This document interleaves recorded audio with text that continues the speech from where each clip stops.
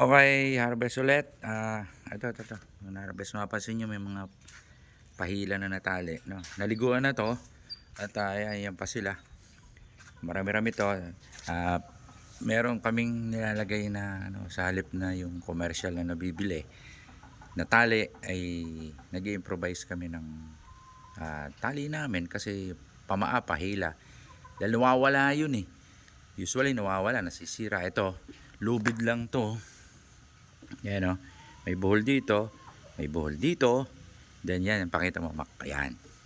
Yan o. Tapos papasok mo lang yon. Siguraduhin mo lang na hindi mahigpit. I-timing mo. Yan. Pahitigpitan mo na mahigpit. Nakakaikot yung tali. Kakaikot siya. So, after a while, 1 week, pwede mo na itali ito. Okay? So, dito tayo sa farm natin.